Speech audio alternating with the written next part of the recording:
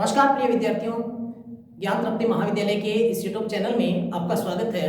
और आज हम एक टॉपिक लेके आए हैं जो कि बीएससी फर्स्ट ईयर का है, जिसे हम कहते हैं मैकेनिज्म ऑफ फैसिलिटेटेड डिफ्यूजन, यानी कि सुकरण विसरण की जो प्रक्रिया है, आज हम उसके बारे में बात करेंगे। इससे पहले हमने सिंपल डिफ्यूजन के बारे में बात की थी, सरल विसरण की बात की थी, और अब हम कर रहे हैं सुकरण विसरण के मैकेनिज्म को। देखो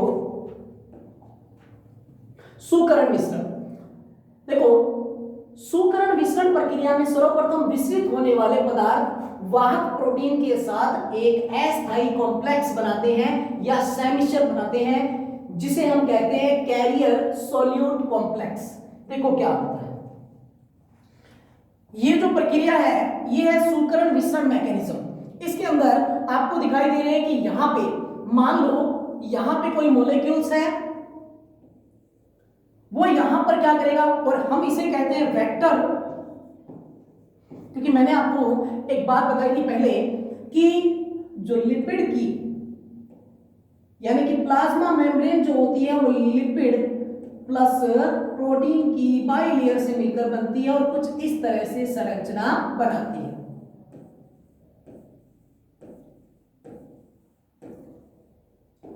तो हम देखते हैं कि इनके मिड में यहां पर क्या पाए जाते हैं, यहां पर पाए जाते हैं प्रोटीन, जिनको हम कहते हैं समाकलित प्रोटीन या इंटीग्रल प्रोटीन। और इसी तरह यहां पर भी कुछ प्रोटीन पाई जाती है जिनको हम कहते हैं समाकलित प्रोटीन।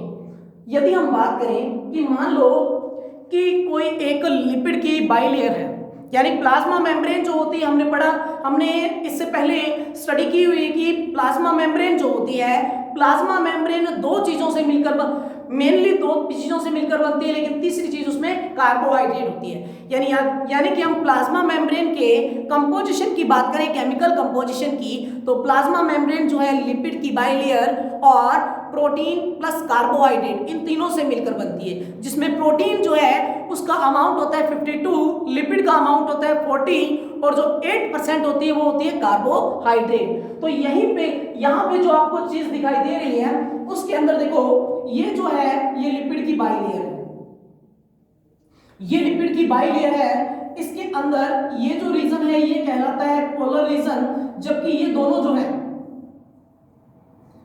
ये कहलाते हैं नॉन पोलर रीजन। यानी लिपिड की एक लेयर तो ये होगी और एक लेयर नीचे होगी। इन लिपिड की बाइलेयर्स के मिड में पाए जाते हैं प्रोटीन। इस प्रोटीन को हम नाम देते हैं इंटीग्रल प्रोटीन, और ये प्रोटीन यहाँ पे किसका काम करता है, वेक्टर का काम करता है, कैरियर या फिर कैरियर का काम करता है।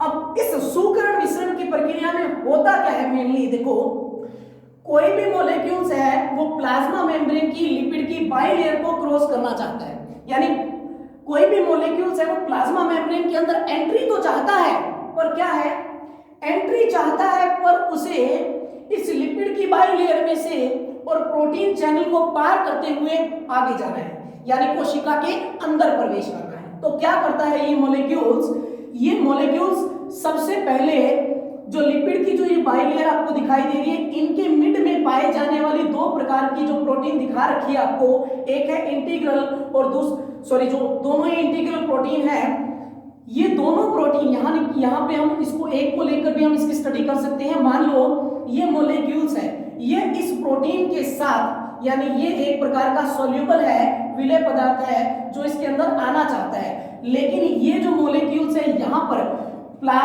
ये प्लाज्मा मेम्ब्रेन की लिपिड की बाइलेयर है, इसमें पाए जाने वाले प्रोटीन के साथ सबसे पहले क्या बनाएगा, एक कॉम्प्लेक्स बनाएगा, जिसे हम कहते हैं कैरियर सोल्यूट कॉम्प्लेक्स। इसे हम क्या कहते हैं, कैरियर सोल्यूट कॉम्प्लेक्स। यानी ये जो है ये एक सोल्यूट है, ये सोल्यूट सबसे पहले प्लाज्मा मेम्ब्रेन की लिपिड की बाइलेयर के पास आता है। लिपिड की बाइलेयर के पास आने के बाद यहाँ पे जो प्रोटीन पाई जाती है उनके साथ क्या करता है, बाइंड करता है। इस प्रकार से बाइंड करने के बाद नेक्स्ट पोजीशन में आपको दिखा रखा है कि ये जो सोल्यूबल है ये इन प्रोटीन से होते हुए अंदर की तरफ क्या कर लेते हैं, एंट्री करते हैं। इसे ही हम क्या कहते हैं, सुकरण विसरण मैकेनिज्म। देखो बात करते हैं कि सूकरण मिश्रण की प्रक्रिया में सर्वप्रथम विसरित होने वाले पदार्थ, विसरित होने वाला पदार्थ कौन है? सोल्यूबल होने वाला पदार्थ वाहक प्रोटीन के साथ एक अस्थायी कॉम्प्लेक्स बनाता है। अस्थायी का मतलब ताकि यहां से ये क्या हो, छूट भी जाए। यहां पे पहले इसके साथ बाइंड करेगा, बाइंड करने के बाद यहां से हट जाएगा, एक अस्थायी कॉम्प्लेक्स बनाएगा जिसे हम कहते हैं कैरियर सोल्यूट कॉम्प्लेक्स। अब क्या होता है, अब इस कॉम्प्लेक्स में प्लाज्मा मेम्ब्रेन के भीतर स्थिति परिवर्तन और कुछ संरूपीय परिवर्तन होते हैं, जिसके कारण क्या होता है, परिणाम स्वरूप विलय जो होता है प्लाज्मा मेम्ब्रेन के दूसरी ओर चला जाता है। ये जो है यहां पर पहले बाइंड करेगा, फिर यहां पे प्लाज्मा मेम्ब्रेन के दूसरी तरफ आ चुका है तथा वाहक से मुक्त कर दिया जाता है, यानी यहां से ये क्या हो जाता है, फ्री होने के बाद दूसरी साइड आ जाता है। इसके पश्चात वाहक अपनी पूर्व स्थिति में आ जाता है, यानी कि वेक्टर को यदि आप देखो, जो वेक्टर कौन है, यहाँ पे वेक्टर है प्रोटीन। प्रोटीन क्या काम कर रही है, प्रोटीन जो है इस सोल्यूट के साथ एक कॉम्प्लेक्स बनाती है जिसे कैरियर सोल्यूट कॉम्प्लेक्स कहते हैं। प्रोटीन जब इस सोल्यूट के साथ कॉम्प्लेक्स बनाती है तो इस प्रकार की संरचना होती है। बाद में ये इस सोल्यूट को प्लाज्मा मेम्ब्रेन की दूसरी तरफ डाल देती है या इसे रिलीज कर देती है, तो इनकी स्ट्रक्चर कुछ वापस इसी तरीके से, यानी हम ये कहें तो पहले तो ये इस कंडीशन में होते हैं। बाद में क्या होता है, सोल्यूट जब इस प्लाज्मा मेम्ब्रेन में पाए जाने वाले जो प्रोटीन है इसके साथ बाइंड करेगा तो ये स्ट्रक्चर जो होगी कुछ इस तरीके से ओपन हो जाएगी। सोल्यूट आएगा तो ये स्ट्रक्चर ओपन हो जाएगी, जब यहां दोनों तरफ बाइंड करेगा तो ये स्ट्रक्चर इस तरह हो जाएगी। फिर जो मटेरियल है वो क्या है, या जो सोल्यूबल है वो अंदर की तरफ एंट्री कर जाएगा। देखो इस प्रकार के वाहक प्लाज्मा कला में इंटीग्रल प्रोटीन के रूप में उपस्थित, जैसा कि मैंने आपको बताया कि प्लाज्मा मेम्ब्रेन की बाइलेयर के प्लाज्मा मेम्ब्रेन में लिपिड की बाइलेयर्स के मध्य कुछ प्रोटीन्स पाई जाती हैं जिनको हम क्या कहते हैं, इंटीग्रल प्रोटीन। इंटीग्रल प्रोटीन जो होती है इन सोल्यूट के साथ एक कॉम्प्लेक्स बनाएंगी जिसे कैरियर सोल्यूट कॉम्प्लेक्स कहते हैं। कॉम्प्लेक्स बनाने के बाद इन सोल्यूट को अंदर की तरफ प्लाज्मा मेम्ब्रेन की दूसरी तरफ धकेल दिया जाता है। देखो प्लाज्मा कला के साथ, यानी प्लाज्मा कला में इंटीग्रल प्रोटीन के रूप में उपस्थित होते हैं कौन, वेक्टर, तथा विसरित होने वाले अणुओं के साथ, विसरित का मतलब ये जो है इनके विसरित होने वाले अणुओं के साथ स्वयं को अस्थायी तौर पर परिवर्तित करने की क्षमता रखते हैं। कौन, यहाँ पे हम बात कर रहे हैं इनकी, ये जो है ये है एक इंटीग्रल प्रोटीन। ये इंटीग्रल प्रोटीन क्या काम करती है, इंटीग्रल प्रोटीन इसके साथ अटैच होने के बाद इसको अंदर की तरफ लाती है, जिससे कि ये उन अणुओं को स्वयं विकसित व्यवस्थित कर कोशिका में पहुंचाने का काम करते हैं। सुकरण मिश्रण का एक महत्वपूर्ण उदाहरण है ग्लूकोज का रेड ब्लड सेल्स द्वारा परिवहन, यानी ग्लूकोज जो है वो लाल रुधिर कोशिकाओं के माध्यम से बॉडी के अंदर एंटर करता है। देखो लाल रुधिर कोशिकाओं की प्लाज्मा मेम्ब्रेन पर ग्लूकोज के वाहक ग्लाइकोप्रोटीन्स होते हैं। ये वाहक कोशिका के भीतर विसरित होने वाले ग्लूकोज अणुओं के साथ एक अस्थायी आबंध बना लेते हैं। यानी यदि इस स्ट्रक्चर को मैं आपको कुछ इस तरीके से समझाऊं, देखो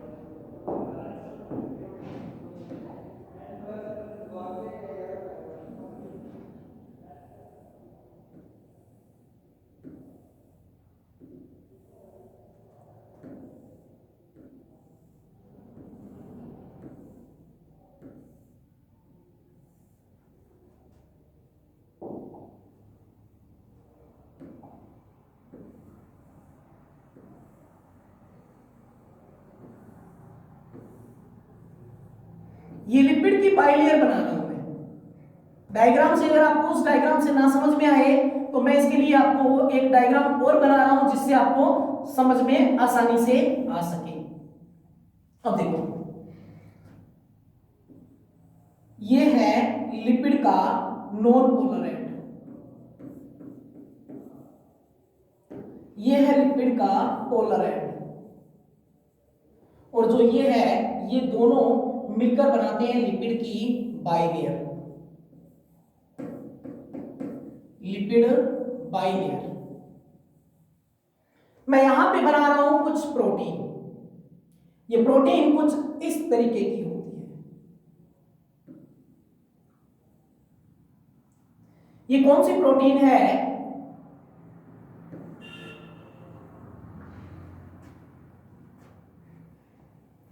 ये है integral protein. Integral protein, integral protein जो होती है वो किस फॉर्म में होती है? वेक्टर फॉर्म में होती है। देखो, यदि कोई भी सॉल्यूट जो है, ये मान लो यहां पे ये जो है ये है सॉल्यूट। होता क्या है, ये सॉल्यूट सबसे पहले यहां पे आएगा, इस वेक्टर प्रोटीन के साथ बाइंड करेगा। वेक्टर प्रोटीन इनको इस तरीके से स्ट्रक्चर के रूप में ओपन हो जाएगी, बाद में इनको अंदर की तरफ एंट्री दे देगा। यानी ये जो है, ये सॉल्यूट जो है वो यहां पे पहुंच गया। इसे हम कहते हैं सुकरण विसरण, फैसिलिटेटेड डिफ्यूजन। लेकिन इसके अंदर आरबीसी का एक एग्जांपल दिया गया कि मनुष्य में या किसी अन्य प्राणी में पाई जाने वाली लाल रक्त कोशिकाएं जो होती हैं, रेड ब्लड सेल्स जो होती हैं, उनके अंदर जो ग्लूकोज होता है, उसमें उसका जो परिवहन होता है वो किस प्रकार से होता है? तो देखो, लिपिड की बाइलेयर्स में जो प्रोटीन पाई जाती है वो किस फॉर्म में होती है? ग्लाइकोप्रोटीन के फॉर्म में होती है। ग्लाइकोप्रोटीन के फॉर्म में होती है। ये ग्लाइकोप्रोटीन क्या करती है? एक लेयर बनाती है और इनके मॉलिक्यूल्स को क्या है? अंदर की तरफ एंट्री देती है। तो यहां पे ये जो हमने बात की, ये कुछ इसी तरीके से थी, जिसके अंदर हमने देखा कि जो अणु है वो यहां से एंट्री करके प्लाज्मा मेम्ब्रेन की दूसरी तरफ आए थे। देखो, जो ग्लूकोज को कोशिका के अंदर प्रवेश करने के लिए सहायक होते हैं, ये कोशिका में निर्मुक्त होने पर अपनी वास्तविक आकृति ग्रहण कर लेते हैं। कौन? प्रोटीन। इंटीग्रल प्रोटीन है, ये अपनी वास्तविक स्थिति में रहता है। फिर हम बात करते हैं ऑस्मोसिस क्या होता है, परासरण क्या होता है। देखो, अर्धपारगम्य झिल्ली द्वारा विलायक या जल के अणुओं का उनकी अधिक सांद्रता से कम सांद्रता की ओर की गमन ही क्या कहलाता है? परासरण। ऑस्मोसिस क्या होता है? ऑस्मोसिस होता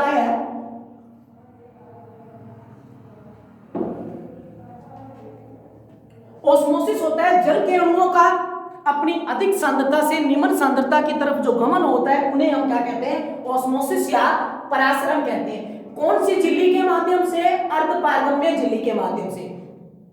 यानी जल के अणुओं का अर्धपारगम्य झिल्ली के माध्यम से उनका अधिक सांद्रता से निम्न सांद्रता की ओर गमन ही क्या कहलाता है? ऑस्मोसिस कहलाता है या परासरण कहलाता है।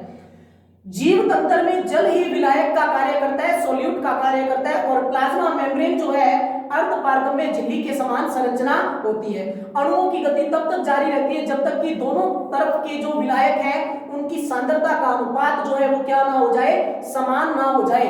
यदि एक कीप में शर्करा से युक्त यदि एक कीप को लेते हैं, उसमें शर्करा से युक्त जल को भरकर शुद्ध जल से भरे बीकर में उल्टा लटकाएं तो इनका पृथक्कीकरण अर्धपारगम्य झिल्ली द्वारा किया जाए तो कुछ समय बाद कीप में जल का स्तर ऊपर उठ जाएगा, जो यह दर्शाता है कि विलायक के अणुओं का प्रवाह शर्करा के घोल में बीकर से हुआ है। यह गति तब तक स्थिर रहती है जब तक दोनों के अणुओं की सांद्रता बराबर ना हो जाए। यानी हमें सिर्फ ये बात याद रखनी है, ऑस्मोसिस क्या होता है? ऑस्मोसिस होता है जल के अणुओं का अपनी उच्च सांद्रता से निम्न सांद्रता की ओर गमन जो होता है वो क्या कहलाता है? ऑस्मोसिस कहलाता है। जो परासरण है वो दो प्रकार का होता है, एक एंडो ऑस्मोसिस होता है और एक एक्सो ऑस्मोसिस होता है। यानी अंतः परासरण और बाह्य परासरण। नाम से स्पष्ट हो रहा है कि अंतः परासरण जो है वो क्या होता है। देखो, अंतः परासरण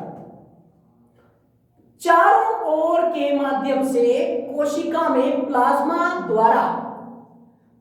कला द्वारा जल के प्रवेश को अंतः परासरण कहते हैं। यानी कि जल का अंदर की तरफ जो प्रवेश है वो क्या कहला रहा है? एंडोऑस्मोसिस। यानी कि चारों ओर के माध्यम से, मतलब कि कोई माध्यम है, ये प्लाज्मा मेम्ब्रेन है और यहां पे चारों ओर का जो आवरण दिखाई दे रहा है आपको, चारों ओर के माध्यम से कोशिका में, ये कोशिका है, इसके अंदर किसका प्रवेश? जल का प्रवेश। चारों ओर के माध्यम से, यानी कोशिका के चारों ओर जो मीडियम पाया जाता है, कोशिका के चारों ओर जो माध्यम पाया जा रहा है,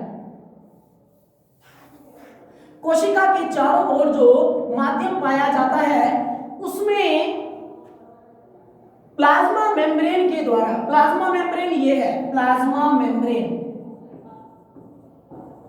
ये है, प्लाज्मा मेम्ब्रेन चारों ओर के माध्यम से कोशिका कला में जल का जो प्रवेश होता है वो क्या कहलाता है? एंडोऑस्मोसिस कहलाता है।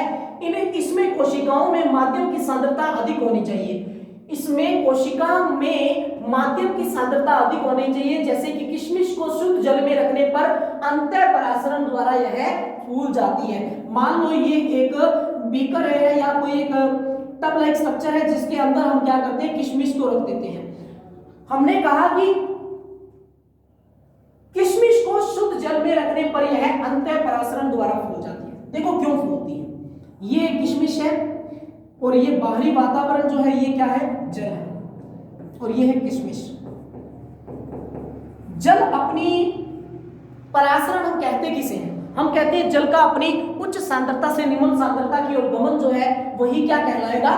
परासरण कहलाएगा। देखो किशमिश को आप जब जल में रखते हो तो जल जो है उसकी सांद्रता अधिक है किशमिश की तुलना में। किशमिश में जो जल की मात्रा है वो लगभग क्या होती है? कम होती है। किशमिश में जल की मात्रा कम है, लेकिन जिस माध्यम के अंदर किशमिश को रखा जाता है उसके अंदर जल की मात्रा क्या है? अधिक है।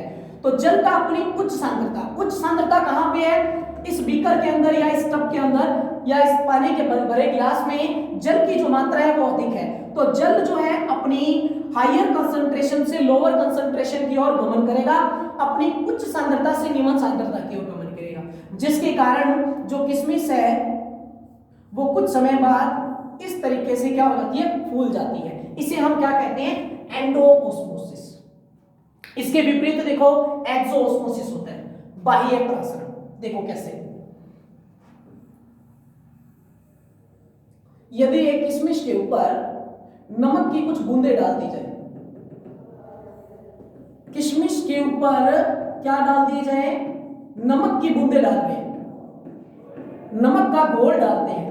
किशमिश के ऊपर जब हम नमक का घोल डालते हैं तो इसके अंदर क्या होता है? जो वाटर होता है वो क्या होता है? बाहर की तरफ निकलता है, जो पानी है वो बाहर की तरफ आ जाता है।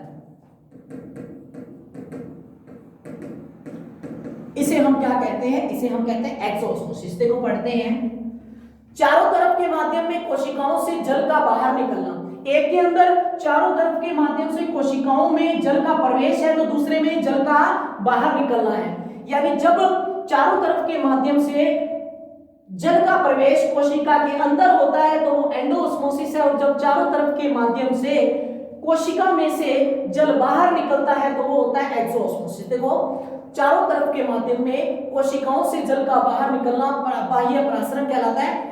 इसमें माध्यम की सांद्रता कोशिकाओं की सांद्रता से अधिक होनी चाहिए। माध्यम की जो सांद्रता है मीडियम, उसकी सांद्रता कोशिका की सांद्रता से अधिक होनी चाहिए। जैसे अंगूर पर नमक युक्त जल छिड़कने पर वे सिकुड़ जाते हैं, यानी उनमें से क्या है? जल बाहर निकल जाता है। इसी प्रकार मैं आपको एक एग्जांपल और दूंगा। करेला जो होता है उसकी करेले के ऊपर नमक लगाने से उनके अंदर जो कड़वापन है या जो पानी है वो बाहर निकल आता है। वो किसका उदाहरण है? एक्सोऑस्मोसिस का उदाहरण है। क्योंकि जब हम अक्सर घरों के अंदर जब करेले को छीला जाता है तो हम देखते हैं करेले को छीलने के बाद उसके छिलके को उतारने के बाद हम उनके ऊपर कुछ नमक का घोल लगा देते हैं, यानी नमक छिड़क देते हैं, जिससे क्या होता है? नमक का घोल ही हुआ वो एक प्रकार का। जब नमक को लगा के छोड़ देते हैं तो कुछ समय बाद करेले के अंदर से पानी बाहर निकलने लगता है, यानी जो उसमें कड़वाहट होती है वो सारी बाहर आ जाती है, जो कि किसका उदाहरण है? एक्सोऑस्मोसिस का उदाहरण। देखो कोशिकाओं के चारों ओर सदैव एक तरल माध्यम होता है। कोशिकाओं के चारों ओर एक माध्यम कौन सा होता है? तरल माध्यम होता है, जो कि कोशिका के चारों ओर के तरल माध्यम का परासरण दाब कोशिका के अंदर कोशिका द्रव्य के परासरण दाब के समान होता है। यानी जब किसी कोशिका के बाहर का एनवायरनमेंट और अंदर का एनवायरनमेंट समान हो, यानी कोशिका के बाहर की सांद्रता और अंदर की सांद्रता जो है वो समान है, तो ऐसे विलयन को हम कहते हैं समपरासरी विलयन। और जब कोशिका के चारों ओर के विलयन में विलय पदार्थों की सांद्रता कोशिका द्रव्य की अपेक्षा अधिक होती है, अर्थात कोशिका के चारों ओर विलयन का परासरण दाब कोशिका द्रव्य के परासरण दाब से अधिक हो तो ऐसे विलयन को हाइपरटोनिक सॉल्यूशन या अति परासरी विलयन कहते हैं। आपने एक चीज देखी होगी कि मान लो ये एक बीकर है, इस बीकर के अंदर शर्करा युक्त जो है वो घोल डाला गया है, शर्करा युक्त घोल है इसके अंदर, मतलब इसको काफी गाढ़ा घोल है, ये जो घोल होता है ये काफी गाढ़ा है। इसके अंदर हम चीनी डालेंगे तो उसको जो घुलने में क्या है ज्यादा टाइम लगता है। लेकिन क्या होता है, यदि हम एक नॉर्मल एक बीकर लेते हैं, उसमें हम पानी डालते हैं और उसके अंदर चीनी डालते हैं और उसको घोलते हैं, तो चीनी जो है संपूर्ण रूप से क्या है घुल जाती है। तो एक होता है समपरासरी विलयन और एक होता है अति परासरी विलयन। ये जो है ये विलयन किस प्रकार का है, अति परासरी विलयन। ये जो है इसको हम क्या कहते हैं, समपरासरी विलयन। तो देखो कोशिका को अति परासरी विलयन में रखने पर कोशिका द्रव्य से जल का विसरण बाहर की तरफ होगा और कोशिका पिचक जाएगी। यदि कोशिका के बाहर के विलयन में विलय पदार्थ की सांद्रता कोशिका द्रव्य की अपेक्षा कम हो तो इसका परासरण दाब कम होगा। जैसा कि मैंने आपको बताया, एक होता है समपरासरी विलयन, एक होता है अति परासरी विलयन और एक होता है अल्प परासरी विलयन। ऐसा विलयन जिसके अंदर जो है, जैसे कि मैंने आपको एक एग्जांपल दिया कि पानी के घोल के अंदर यदि नमक को डाला जाता है तो नमक आसानी से घुल जाता है। यदि वही पानी का जो घोल है वो नमक से पूर्ण रूप से संतृप्त हो, यानी घोल के अंदर नमक काफी अधिक मात्रा में मिलाया गया हो और हम उसके अंदर और नमक घोलने की कोशिश करें तो वो क्या है नहीं घुल पाएगा, पूर्ण रूप से नहीं घुलेगा। तो ये जो है ये सब किसके अंतर्गत आते हैं, समपरासरी, अति परासरी और अल्प परासरी के अंतर्गत आते हैं। अब हम बात करते हैं, देखो फिर हम बात करेंगे यहाँ पे नेक्स्ट आशी अभिगमन की। आशी अभिगमन देखो क्या होता है।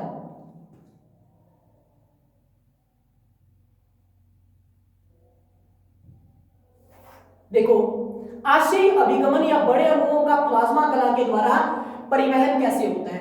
आशयी अभिगमन का मतलब वेसिकुलर ट्रांसपोर्ट और लार्ज मॉलिक्यूल्स प्लाज्मा मेम्ब्रेन और बल्क ट्रांसपोर्ट, इसे कई नाम दिए जाते हैं यहां पे।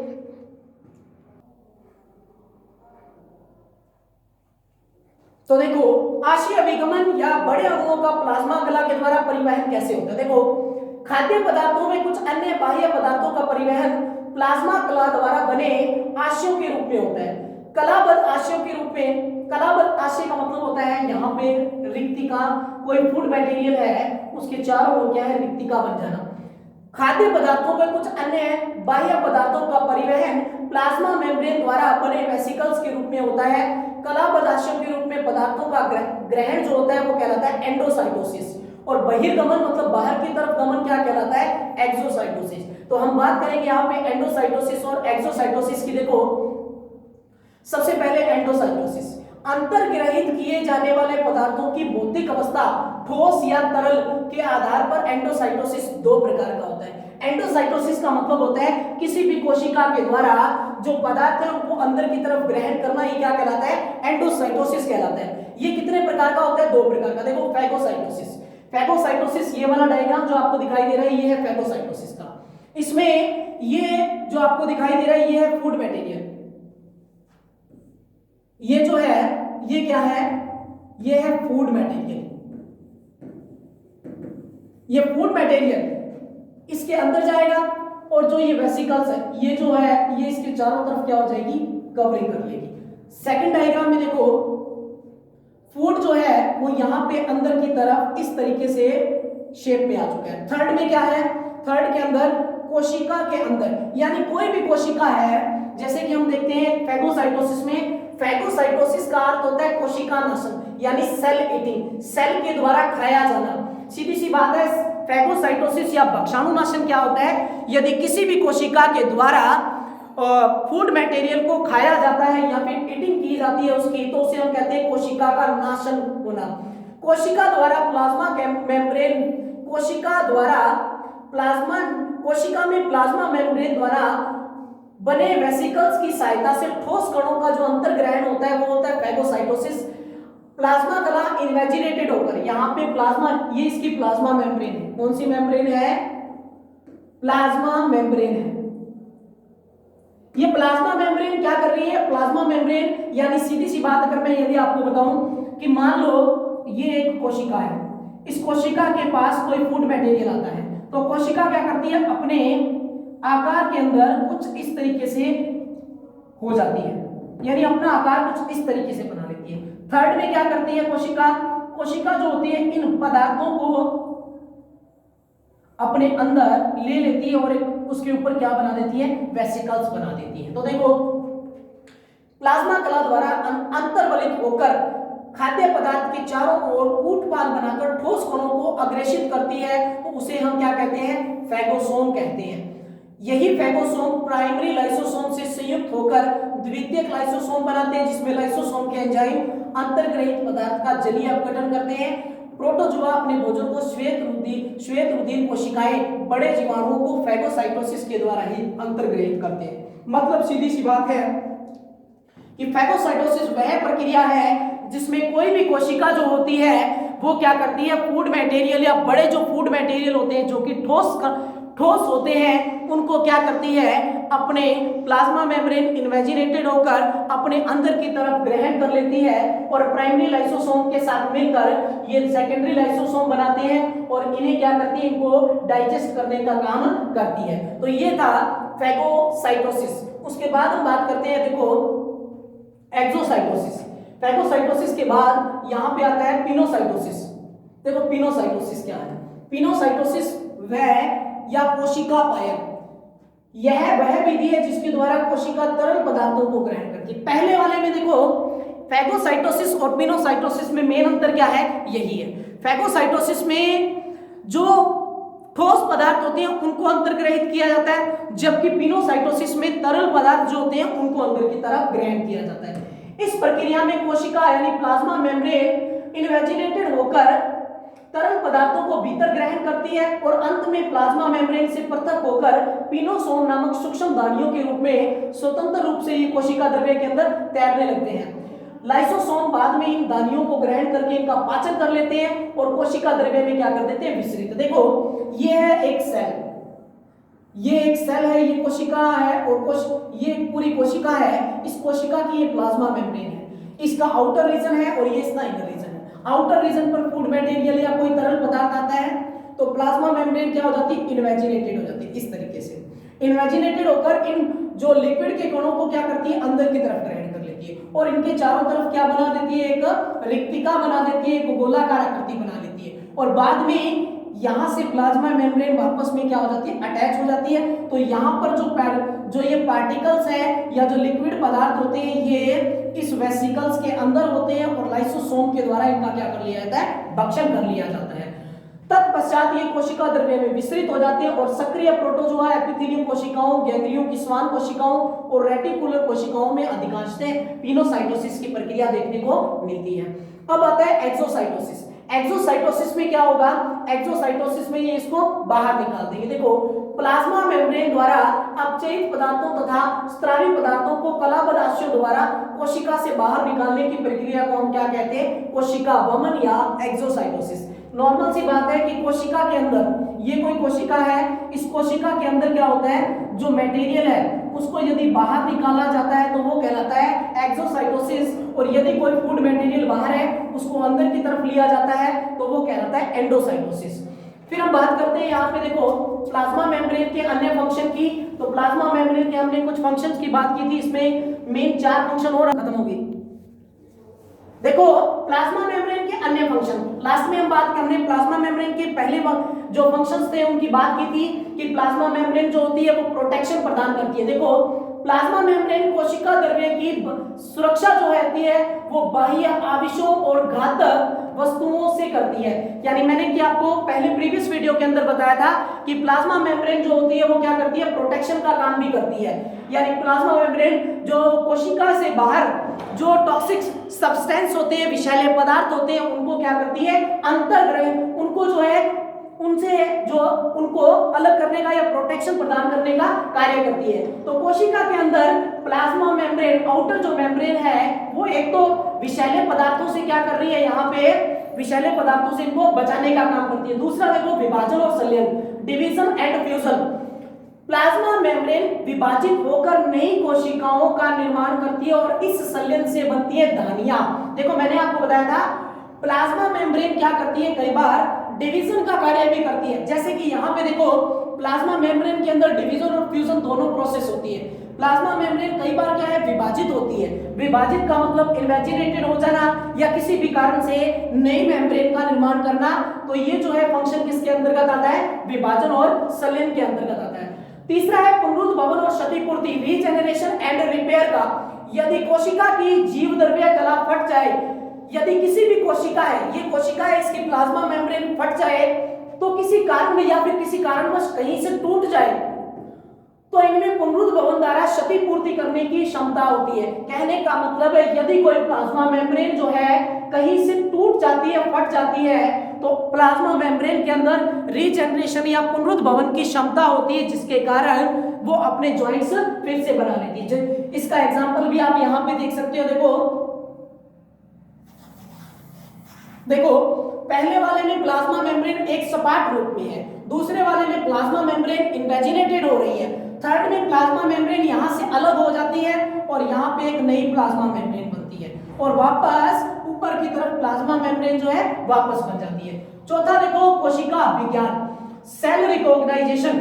प्लाज्मा कला के आधार पर विभिन्न प्रकार की कोशिकाओं को पहचाना जा सकता है। जैसे प्लाज्मा कला की आणविक संरचना से स्पष्ट होता है कि प्लाज्मा कला की बाहरी सतह पर ग्लाइकोप्रोटीन यानी प्लाज्मा मेम्ब्रेन की बाहरी सतह पर क्या पाई जाती है, ग्लाइकोप्रोटीन, यानी जो दो प्रकार की प्रोटीन इंटीग्रल और पेरिफेरल प्रोटीन पाई जाती है वो किस फॉर्म में होती है, ग्लाइकोप्रोटीन के फॉर्म में होती है। और जो लिपिड के अणु होते हैं वो ग्लाइकोलिपिड्स के फॉर्म में होते हैं।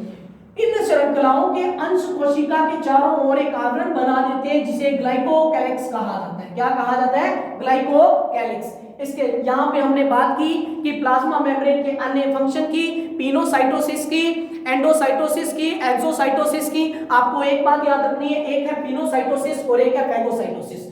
दोनों में डिफरेंस क्या है, दोनों में डिफरेंस एक ही है कि पिनोसाइटोसिस की प्रोसेस में द्रव पदार्थों को कोशिका मेम्ब्रेन जो है वो अंदर लेती है, लेकिन फैगोसाइटोसिस की प्रोसेस के अंदर जो प्लाज्मा मेम्ब्रेन है वो ठोस कणों को अपने अंदर की ओर ग्रहण करती है। तो आज के लिए इतना ही। ये यहाँ पे जो कोशिकाओं की संरचना वाला टॉपिक है खत्म होता है। नेक्स्ट वीडियो के अंदर हम बात करेंगे नए टॉपिक के साथ। आज के लिए इतना ही, धन्यवाद।